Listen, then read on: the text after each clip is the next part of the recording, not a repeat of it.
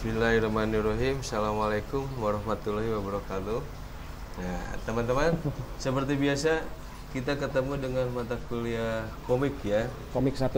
Ya, saya ditemani dengan adik saya sendiri, Pak Ujung. Ini Pak Dodi ya. Nah, seperti biasa bahwa di DKV itu pasti ada mata kuliah dan masuknya ini mata kuliah pilihan yaitu komik ya. Nah, komik tidak hanya sekedar masalah bacaan hiburan. Komik tidak hanya sebatas bacaan yang penuh dengan visual, tapi di sini bagaimana teman-teman ternyata di komik itu syarat dengan masalah-masalah apa saja yang harus diinformasikan di dalamnya ya.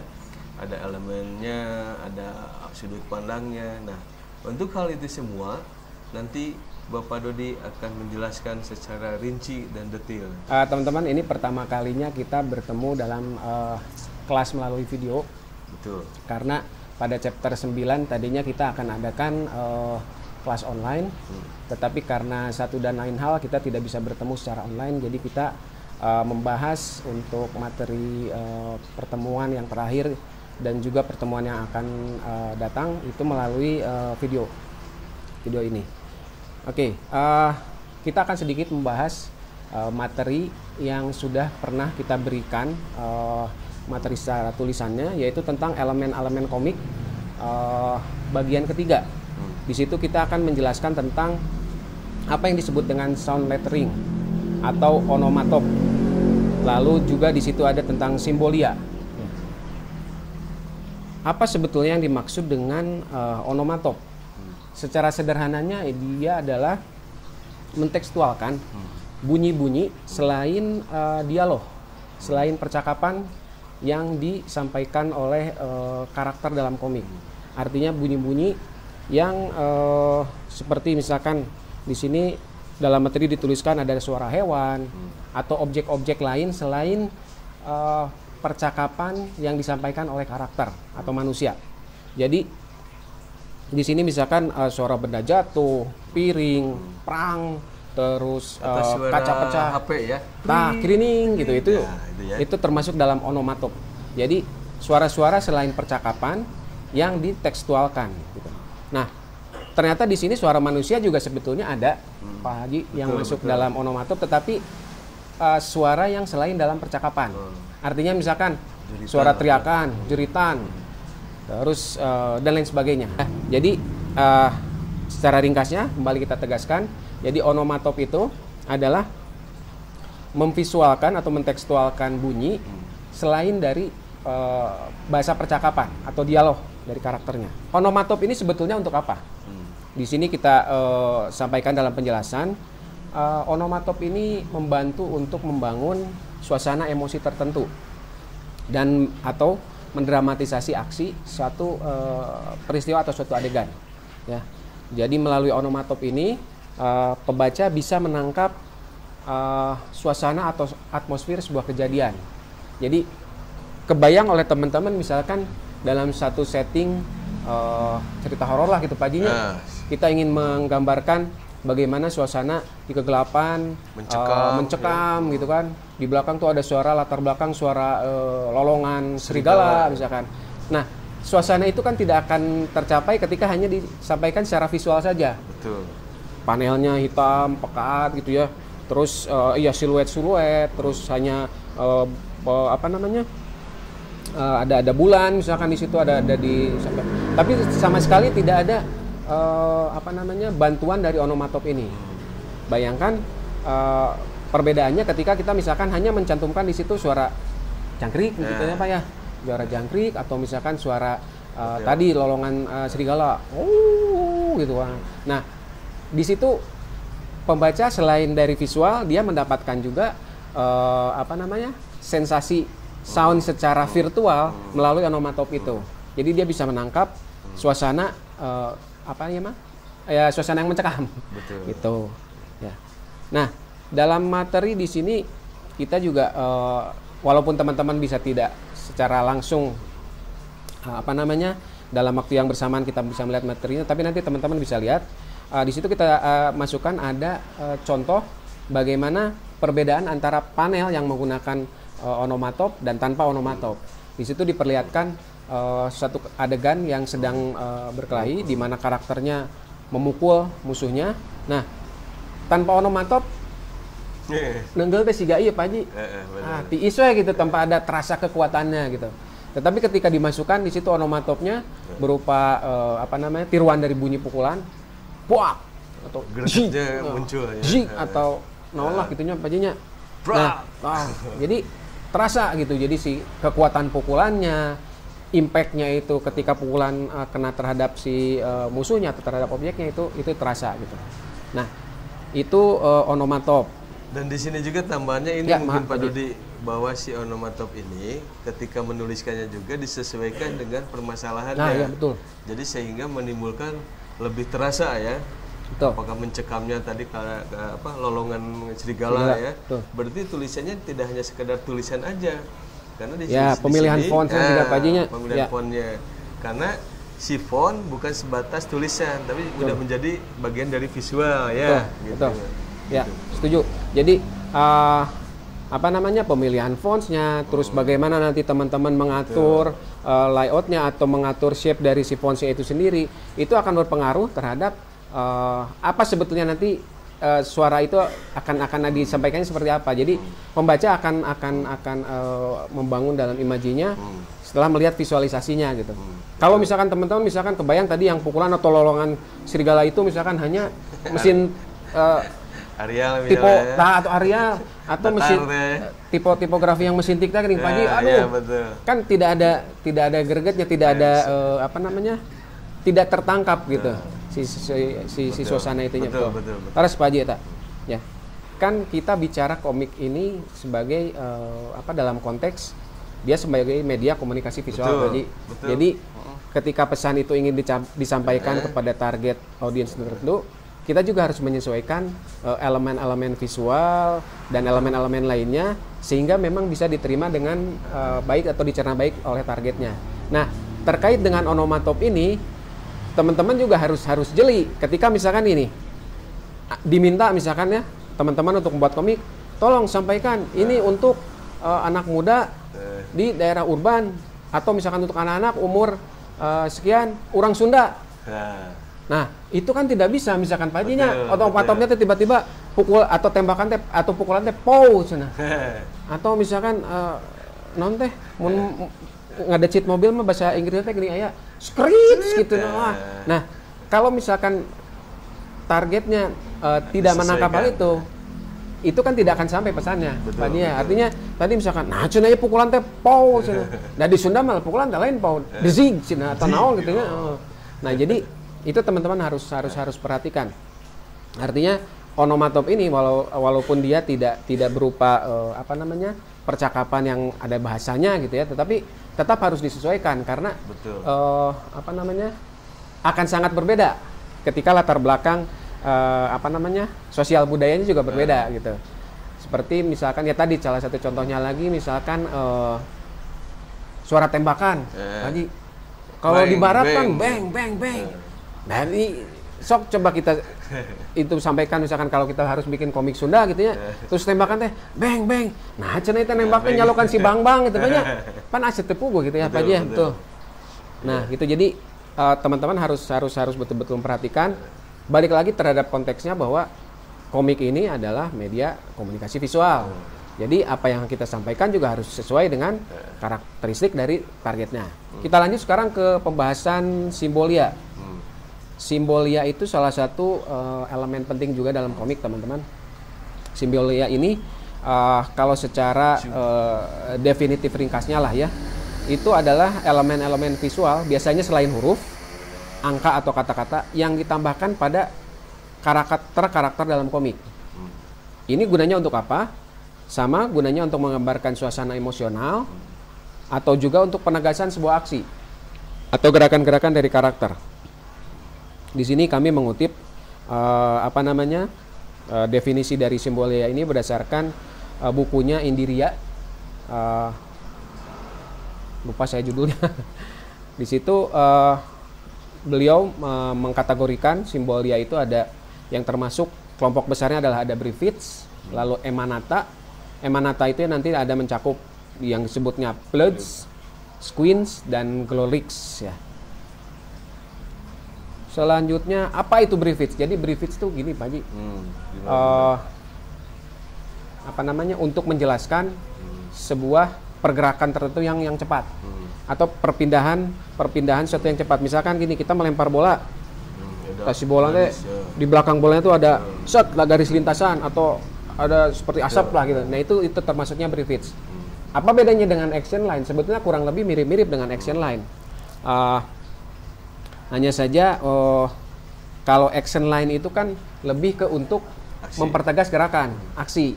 Jadi ketika misalkan, saya mau Pak Haji gini, set di belakang saya tuh ada garis-garis, nah itu. Gitu. Ya. Tapi kalau misalkan pergerakan benda, misalkan tadi panah yang apa namanya, anak panah, nanti busura itu melesat, nah itu masuknya Brevets. Jadi memang agak-agak mirip antara action line. Mobil gitu ya. Nah, gitu ya. Mobil belakangnya ada asap gitu, terus ada garis-garis yang ini, nah itu Brevets atau garis-garis untuk menegaskan sebuah perpindahan atau percepatan dari sebuah objek perpindahan. Emanata ini kalau secara ringkasnya semacamnya Pak Haji. Kalau misalkan kita ingin menunjukkan karakter itu tiba-tiba punya ide gitu. Swing gitu, ada di sini teh garis-garis gitu. Ditambahan balon gini Pak Hajinya, itu emanata. Jadi sesuatu yang sepertinya muncul dari karakternya, dari karakter yang kita ingin gambarkan suasana emosinya atau suasana kondisi suasana emosional tertentu atau perasaan tertentu. Nah, itu menggunakan objek-objek visual berupa garis, berupa lingkaran kukurulan atau apa. Atau kalau misalnya lagi pusing Pak, itu masuk juga ya emanata ya. Ada bintang, ada burungnya. Curit. Nah, itu secara spesifiknya kalau berdasarkan buku itu nah ini Pak Haji, ada Squinch. Nah, jadi tadi yang kalau kata Apih tadi yang kalau lagi pusing, ayah suara burung atau nah itu kalau secara definitifnya dia masuk ke Squinch istilahnya. Squinch ini jadi elemen visual yang untuk menggambarkan kondisi karakter dalam keadaan pusing. Lalu ada Pludge. Nah, tapi untuk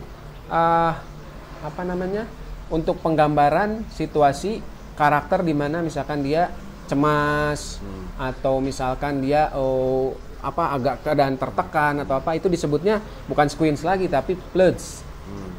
Nanti bisa teman-teman bisa ini enggak kalau misalnya sakit gini ya. Menggigil gitunya. Pludge itu Pludge ya. Lebat nanti karena Pludge. Kecuali kalau misalkan teman-teman nanti perhatikan di materinya itu ada sampel-sampel yang kami angkat dari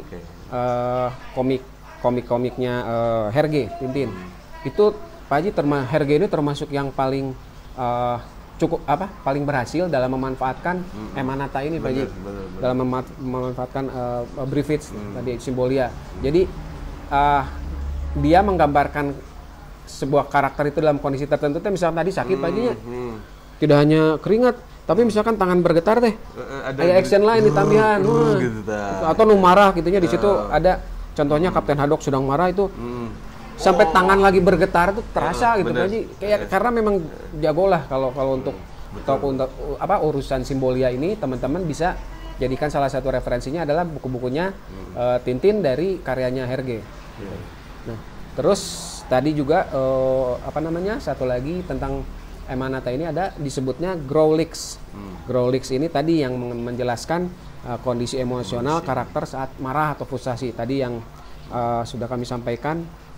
Contohnya yang Kapten Haddock, kurang ngambok gitu, atau namun di Asterix mah biasanya kalau yang lagi marah teh Obelix. Obelix yang sampai badannya bergetar atau apa gitu. Nah, seperti itu. Terus teman-teman juga nanti bisa cek lagi di materinya, itu kita sampaikan beberapa sampel-sampel tentang emanata ini. Nah, termasuk di dalamnya adalah yang kita ambil dari beberapa contoh-contoh panel yang dibuat oleh para komikus. Kalau misalkan mau, mungkin kita tambahkan sedikit tentang balon suara, Pak Haji. Silakan. Jadi nanti untuk balon suara ini Materinya akan kita susunkan, nanti akan kita susulkan. Hanya sebagai bonus untuk pertemuan kali ini mungkin kita akan ungkap sedikit apa sebetulnya sih kegunaan balon suara. Yang pasti kan saya kira teman-teman juga sudah paham balon suara ini kan digunakan untuk menyampaikan dialog. Betul. Jadi ada berbagai macam balon suara yang nanti bisa teman-teman explore tadi dengan tujuan misalkan untuk membangun satu kondisi misalkan dialog yang seperti apa. Ini dengan balon suara tepihnya ngobrol yang pas ya misalkan saut-sautan itu bisa. Betul. Berteriak, berbisik, atau misalkan merayu itunya dengan bahasa yang itu gini juga Pak Dodi, ada satu masalah kadang-kadang ketika menempatkan si balon suara itu ya terhadap visual kebanyakan. Nah ini penempatan nih, bagaimana si posisinya mungkin ya, si posisi balon suara sehingga tidak mengganggu si visual yang digambarnya juga kan gitu ya. Nah itu harus tertib tuh, jangan apa tertumbuk, malah si visual atau yang si informasinya hilang ya. Ya itu ya. Kan.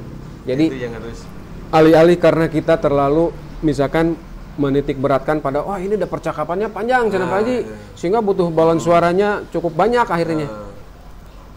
Si elemen visual lainnya jadi tertutup. Betul. Misalkan kita menggambarkan suasana lingkungan atau sebuah ruangan atau apa, detailnya tuh bisa jadi hilang karena tertutup sama balon suara gitu. Jadi makanya gini Pak Dodi, karena kita di DKP sebelum mengaplikasikan si teks balon suara ya dicerna dulu. Mungkin nggak dari si teks balon suara itu bisa divisualkan dulu kan gitu ya? Jadi si teksnya lebih sederhana kan, lebih sedikit gitu maksudnya. Jadi mana yang diangkat jadi visual, mana yang diangkat jadi teks untuk si balon suara. Karena si balon suara adalah pelengkap dari si visual itu sendiri, gitu kan? Nah itu betul. Terkait tadi yang disampaikan oleh Pak Haji, jadi balon suara itu seperti yang pernah juga kita sampaikan dan ini memang sudah jadi semacam pakemnya Pak Hajinya, warisannya dari Pak Primadi. Jangan sampai teman-teman terkait dengan balon suara ini, jadi menambahkan narasi, menambahkan teks, menambahkan percakapan yang tidak perlu, yang akhirnya hanya memenuhi panel, Pak Haji, merusak visualisasinya nantinya. Misalkan gini. Di situ digambarkan ada dua karakter misalkan yang baru bertemu, terus karena yang satu outfitnya bagus, terus si teman yang ini yang baru ketemu terus komentar, wah baju kamu bagus warnanya biru gitu keren, padahal sebetulnya itu sudah bisa disampaikan secara visual ya Pak Haji, tidak harus lagi kita sampaikan secara dialog gitu. Jadi kadang-kadang tertukar ya Pak ya, maksudnya kita tekankan bahwa di visual gitu kan, si teks itu adalah kelengkapan, pelengkap si visual. Nah, jangan terbalik, ya visual yang melengkapi si teks. Nah, itu kadang-kadang makanya suka jadi saru ya. Ini cergam atau gamcer? Ya, gitu. Leres. Dan kita kan kalau ditarik lagi, kita mah desain komunikasi visual, desain komunikasi teks. Usahakan visual dulu ya. Leres. Setuju Pak Haji. Nah, terkait hal itu nanti sebetulnya di materi juga kita akan sampaikan. Ada yang disebut berdasarkan beberapa literatur itu yang disebut dengan bagaimana keterkaitan antara tekstual dengan visualnya. Artinya ada yang saling saling kait mengait, saling membutuhkan gitu, sangat antara teks dan visual itu memang dibutuhkan, dua-duanya ada. Tetapi juga ada yang memang hanya visual saja, atau bagaimana sebuah visual itu sebetulnya cukup misalkan ditata sedemikian rupa, nanti tinggal ditambahkan sedikit, artinya dia hanya sebagai suplemen saja gitu loh Pak Haji, tekstualnya itu ada. Tetapi juga ada yang memang hanya dibutuhkan visual saja gitu, atau bahkan memang mungkin suatu saat teman-teman hanya membutuhkan panel kosong hanya ada teks gitu ya Pak Haji ya gitu. Jadi memang itu semua nanti tergantung kreativitas teman-teman dalam berkarya gitu. Oke teman-teman, jadi itu pengantar untuk pertemuan kali ini. Nanti kita sambung dengan ngebahas yang lainnya ya, yang termasuk yang tadi ya. Siap. Ada balon suara atau siap. apanya yang terpenting bahwa komik di DKV adalah bagaimana menginformasikan dan sesuaikan dengan si target sasarannya ya. Kalau di Sunda berarti pakai apa ya, berbeda dengan yang di luar sana ya. Kalau beng temakan berarti kalau di kita dot. Kalau di sini dot. Nah, itu. Tembakan ngaplek tanya. Oke, itu aja. Sementara pertemuan kali ini kita tutup aja dengan hamdalah. Alhamdulillahirobbilalamin. Assalamualaikum warahmatullahi wabarakatuh. Tetap jaga kesehatan. Non Pak Haji. Ya, siap. Dan Pak Dodi.